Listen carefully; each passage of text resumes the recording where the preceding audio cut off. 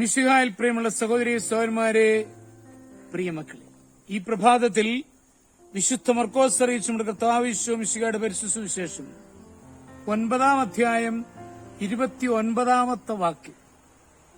Saint Mark's gospel chapter 9 verse 29.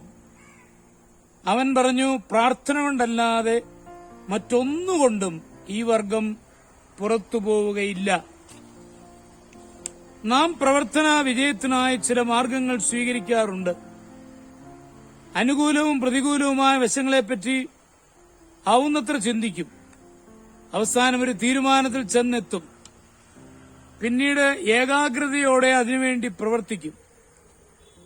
ചിലർ വേറൊരു കാര്യം കൂടി ചെയ്യാറുണ്ട്. പ്രവർത്തന വിജയത്തിനായും ദൈവ നടത്തിപ്പിനായും പ്രാർത്ഥിക്കും.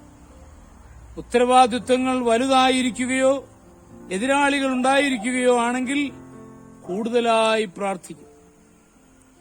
ജീവിത വിജയത്തിന് പ്രാർത്ഥന ഒഴിച്ചുകൂടാൻ പാടില്ലെന്ന് ഈശോ തന്നെ പറഞ്ഞിട്ടുണ്ട്. വായുവും ജലവും ആവശ്യമായിരിക്കുന്ന പോലെ വിശ്രമവും പ്രാർത്ഥനയും ആവശ്യമാണ്. കർത്താവ് ശിഷ്യന്മാരെ തിരഞ്ഞെടുക്കുന്നതിന്റെ തലേ രാത്രി പ്രാർത്ഥനയ്ക്കായി ചെലവഴിച്ചു. മോശയും സമൂവേലും ഏലിയായും പ്രാർത്ഥനയിലൂടെ ശക്തിയാർജിച്ച കർമ്മയോഗികളായിരുന്നു.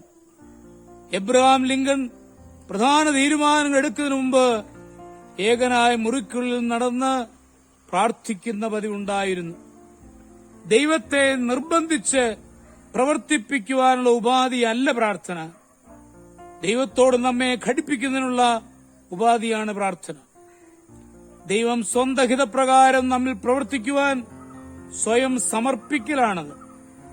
ദൈവത്തെ കൂടാതെ അധ്വാനിക്കുന്നതും അധ്വാനിക്കാതെ പ്രാർത്ഥിക്കുന്നത് മാത്രം ചെയ്യുന്നതും ഫലരഹിതമാണ്. നിറഞ്ഞുകിടക്കുന്ന ജലസംഭരണ കുവത്തോട് ബന്ധിച്ചിരിക്കുന്ന കുഴൽ നമ്മുടെ തോട്ടത്തിൽ എത്തിച്ചിട്ടുണ്ടെങ്കിൽ ധാരാളം ജലം തോട്ടത്തിൽ കിട്ടും. അതുപോലെ നാം പ്രാർത്ഥനയിലൂടെ ദൈവത്തോട് ബന്ധപ്പെടുമ്പോൾ ദൈവിക അനുഗ്രഹങ്ങൾ നമുക്കും ലഭിക്കും. നമ്മുടെ എല്ലാ പ്രയത്നങ്ങളുടെയും പിന്നിൽ പ്രാർത്ഥനയുടെ ബലമുണ്ടോ എന്ന് നാം ഇന്ന് ചിന്തിക്കണം. പ്രാർത്ഥനയുടെ ശക്തിയിൽ പ്രവർത്തിച്ചാൽ അദൃശ്യമായ ശക്തി കാര്യങ്ങളെ നിയന്ത്രിക്കും.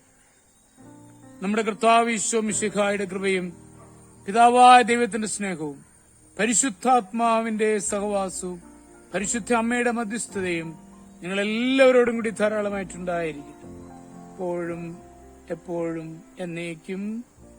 ആമേൻ.